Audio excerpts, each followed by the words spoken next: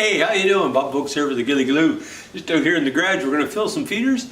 We're going to put a new suet cake out for the woodpeckers and, well, the nuthatches and chickadees and sometimes blue jays, sometimes cardinals, sometimes it's a little bit of everybody.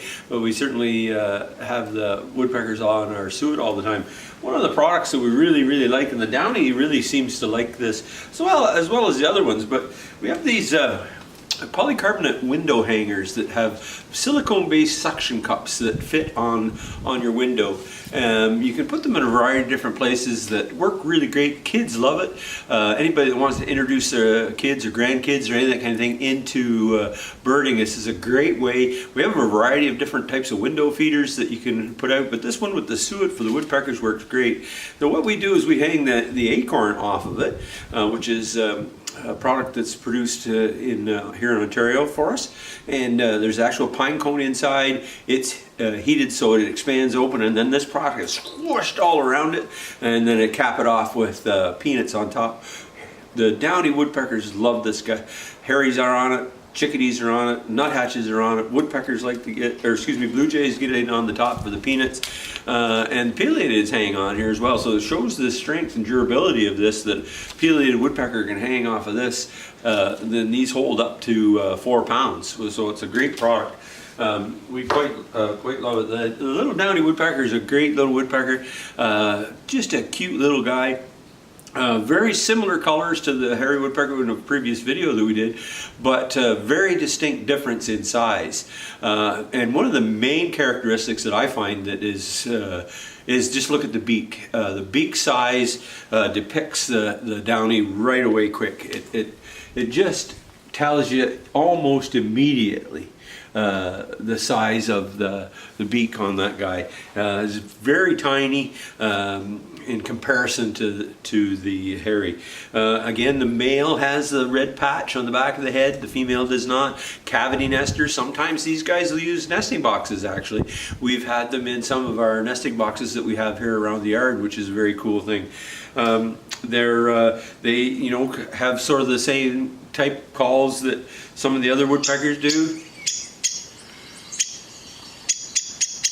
Not quite as strong and as powerful as some of the others. They do a couple of different drums as well. They have a whinny, they call the one call as well, that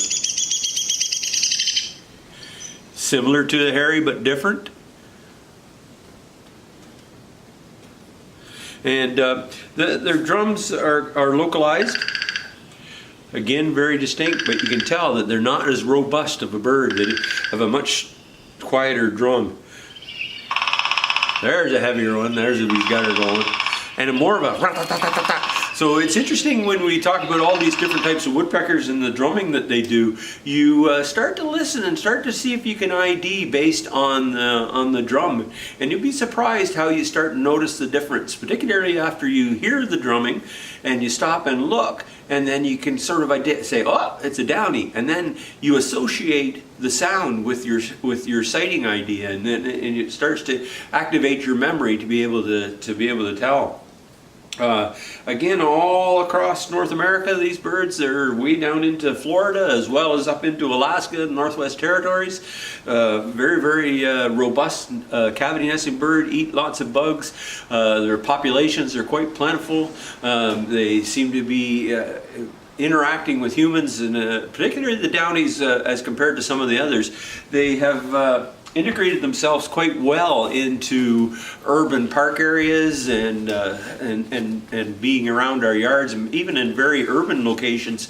We have lots of customers that are in real urban areas but still have Downy woodpeckers coming to their feeders and their suets and things. So it's a great little bird, great to have around, and they just are so interesting. And having that window hanger and having them be able to come up really close. I had to put my gloves on.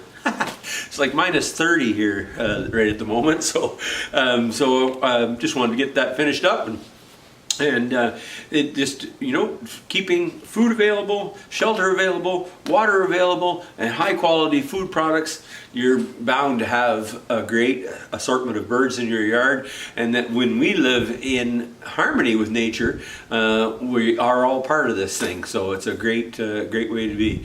So have yourself a great day. Thanks for stopping by.